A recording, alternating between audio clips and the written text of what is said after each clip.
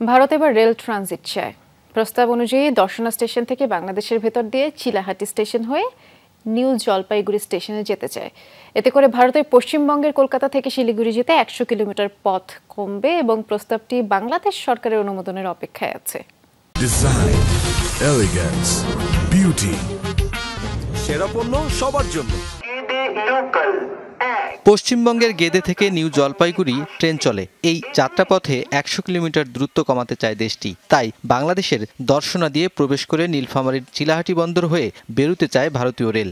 এজন্য পরীক্ষামূলক ট্রেন চালাতে অনুমতি চেয়েছে দেশটি। সেই প্রস্তাব বাংলাদেশ সরকারের উচ্চ পর্যায়ের সিগন্যালের অপেক্ষায় আছে।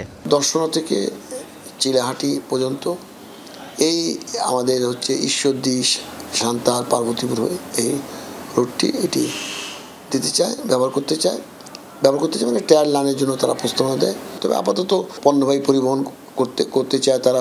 রুটটি যদি ব্যবহারই করতে হয় তাহলে আমরা চাইবো যে এটার সঙ্গে নেপাল এবং ভুটানকে ইনক্লুড করতে। কোনো আন্তঃমন্ত্রণালয় সভায় সিদ্ধান্ত হবে, পরে সরকারের চূড়ান্ত সিদ্ধান্তের জন্য এটা পররাষ্ট্র মন্ত্রণালয়ের মাধ্যমে আমরা এটা জানাতে পারবো। ভারতকে এই রেল ট্রানজিট দেওয়ার ব্যাপারে ইতিবাচক সরকার। তো তারা এটি ট্রান্সশিপমেন্ট ট্রানজিটের ব্যাপারে তারা বলছে যে এটা দুভাবে হতে পারে। স্বার্থ সংশ্লিষ্ট বিষয় আছে, সেগুলোকে সুসংহত করেই আমরা এ বিষয়ে আগাতে পারবো। আর ফ্রেট ট্রেন প্রতিদিন তো 2-5টা আসে না, একটা দুটো করে আসে, তাতে খুব বেশি একটা সমস্যা হবে না। চললে আমাদের বাংলাদেশের সরকারের রাজস্ব আয় তো অনেক অংশে বৃদ্ধি হবে।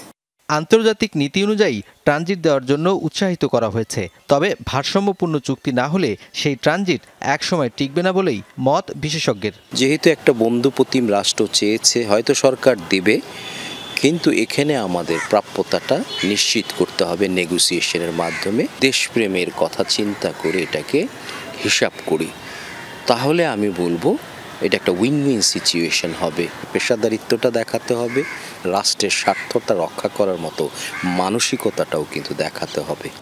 সেভেন সিস্টার সহ সীমান্তবর্তী প্রদেশগুলোতে বাংলাদেশের দেওয়া ট্রানজিটের সুফলভোগী ভারত।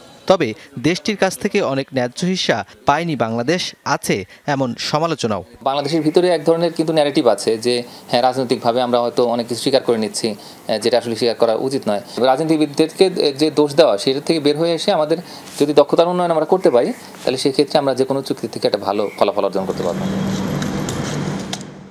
ভারতীয় ট্রেন এই রুটে চললে নতুন করে কোনো বিনিয়োগের দরকার নেই। ভারতীয় ট্রেন সরাসরি চলতে পারে বা বাংলাদেশের অংশে আমাদের ইঞ্জিন দিয়েও চলতে পারে। সে সিদ্ধান্ত পরে নেওয়া হবে বলে জানাচ্ছে রেলওয়ে।